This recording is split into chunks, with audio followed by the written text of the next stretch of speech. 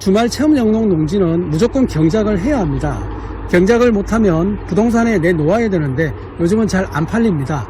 더군다나 지금 입법 예고된 농막에 관한 시행규칙 개정으로 인해 벌써 소규모 농지를 계약했던 분들이 계약을 취소하고 있다는 소식입니다. 정말 큰일입니다.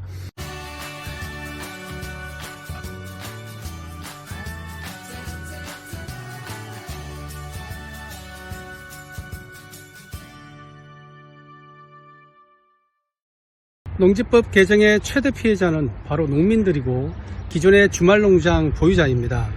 지금 제 앞에 이렇게 주말농장으로 가꿔놓은 농지가 있습니다. 도시민들에게는 이런 주말농장이 소소한 일상의 행복이고 재미이고, 그리고 또 이렇게 내가 직접 가꾼 채소를 식탁 위에 올리고 가족들과 맛있게 이렇게 식사하는 이런 즐거움을 주는 것이 바로 주말농장의 가장 큰 매력이지 않을까 싶습니다. 제 앞에는 상추도 보이고요, 그리고 깻잎도 보입니다. 자, 이렇게 적상추와 일반 상추가 자라는 모습을 보니까 마음이 힐링이 되는 것 같습니다. 농지법 개정의 최대 피해자는 바로 농민들이고 기존의 주말농장 보유자입니다. 왜냐하면 농사를 짓지 못해 농지를 팔고 싶어도 살 사람이 없습니다. 정확히 얘기하면 정부가 농지법 강화로 농사 이외의 목적으로는 농지를 살 수 없게 만들어 버렸기 때문입니다. 그래서 농지 투자를 생각하시는 분들이라면 정말 신중해야 합니다. 2021년 LH 직원들이 내부 정보를 이용한 투기성 토지 매입 사건 이후 농지법이 개정되어서 2022년부터는 농지 취득이 엄격해졌습니다. 하지만 농지법 개정 후 강화된 농지법 때문에 농지를 팔고자 하는 농민들도 피해를 보면서 농지 거래가 매우 위축되어서 그간 지역 인구 유입 호재로 작용하던 귀농귀촌 증가세도 제동이 걸렸습니다. 농지법 개정으로 인해 기존에 농사를 짓지 않는 사람은 농지 취득이 까다로워졌습니다. 이 법의 핵심은 농지를 샀으면 농사를 지어라, 이 내용이 핵심입니다. 우리가 알고 있는 예전의 절대농지, 농림지역의 농업진흥구역 내의 농지는 충분히 이해할 수 있습니다. 경자유전의 법칙이 적용되어야 하는 것도 동의를 합니다. 경지정리가 잘 된 반듯한 농지는 보존하고 대상이 되는 것은 저도 반대입니다. 하지만 지금 제 앞에 있는 이런 주말 체험 영농 농지, 도시민들의 주말 체험 영농을 목적으로 구입하는 주말 농장용 농지 또한 강화가 되어서 구입이 힘들어지고 기존의 보유자들은 처분하고 싶어도 구매자가 없어서 이행강제금을 물고 있는 게 지금 현실입니다. 단순히 지목이 전이나 답, 과수원이라고 해서 똑같은 잣대로 일률적으로 농지라는 틀에 가두어서 농지법을 들이댄다면 안 그래도 지방 소멸, 농촌 소멸이 현실으로 와 있는 지금 이 시대에 높으신 분들의 탁상 행정이 엄청난 문제들을 양산하고 있습니다. 농지 본연의 기능을 상실한 소규모 자투리 농지나 관리 지역의 농지는 오히려 잘 활용할 수 있도록 구입을 권장하고 도시민들에게 농촌을 체험할 수 있게 해서 궁극적으로는 나중에 귀농귀촌을 할 수 있도록 체험할 수 있게 해줘야 하는데, 이제는 한술 더 떠서 농지법 시행규칙을 바꿔서 농막에서는 숙박 자체가 불가능하게 만드는 시행규칙을 입법 예고한다고 합니다. 농막 단속과 시행규칙 개정 내용은 제 이전 영상을 참고하시고요. 농지법 개정 후 지금 어떻게 시행되는지 말씀드려 보겠습니다.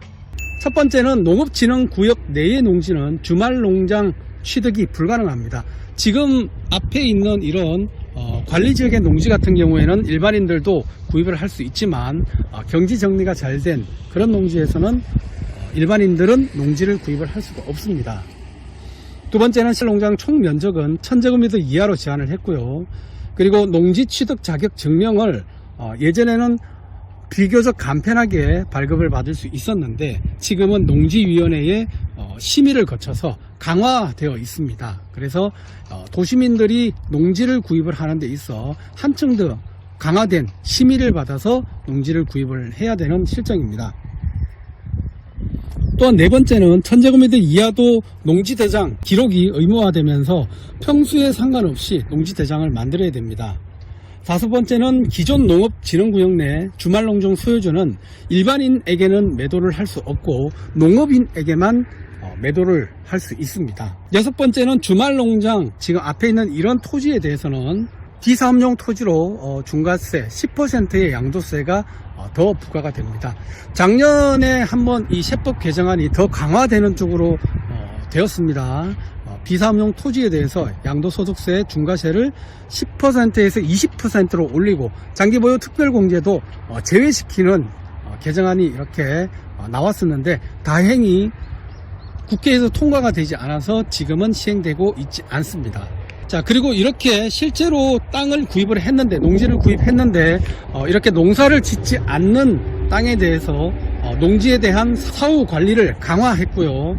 그리고 위반했을 때는 처벌도 강화를 했습니다.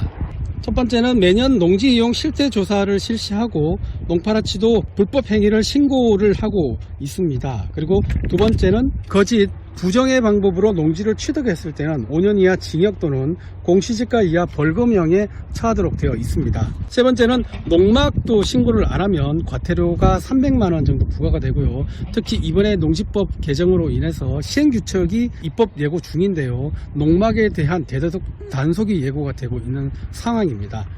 네 번째는 주말 농장의 경우 농지대장의 거짓 신고 시에 과태료 500만원까지로 이렇게 과태료가 나오고요.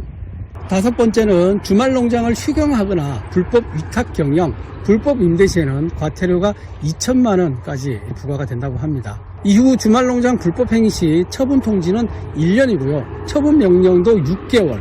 그 다음 이행강제금, 공시지가나 감정평가 금액 중에 높은 금액의 25%를 벌금으로 매년 부과를 합니다. 따라서 주말 체험영농 농지는 무조건 경작을 해야 합니다. 경작을 못하면 부동산에 내놓아야 되는데 요즘은 잘 안 팔립니다. 더군다나 지금 입법 예고된 농막에 관한 시행규칙 개정으로 인해 벌써 소규모 농지를 계약했던 분들이 계약을 취소하고 있다는 소식입니다. 정말 큰일입니다. 농지를 일률적인 잣대로 보고 무조건 안 된다고만 하는 것 같습니다. 팔고 싶어도 팔리지 않는데 어떻게 해야 될까요? 그래서 농지 처분 통지를 받아도 1년 이내 팔기가 힘들어지고 이행강제금을 물 수도 있습니다. 현재 농지법 일부 개정 법률안이 국민의힘 국회의원을 통해서 국회에 접수가 되었다고 하는데요. 일반인들이 농지 구입 시 사실상 너무 까다롭게 되어서 고령으로 경작이 어려워지거나 농지를 매도해야 하는 농민들의 피해가 너무 심각해지고 있습니다. 자, 이러한 이유로 투기 방지와 농촌이 활성화될 수 있는 방향으로 농지법을 개정하고자 접수를 했다고 하는데요. 향후 추이를 한번 지켜봐야 될 것 같습니다. 오늘은 농지법 개정 후 현재 실시가 되고 있는 법에 대한 내용을 설명을 해드렸는데요. 직접 주말 체험 농장에 제가 나와서 이렇게 촬영을 해보았습니다.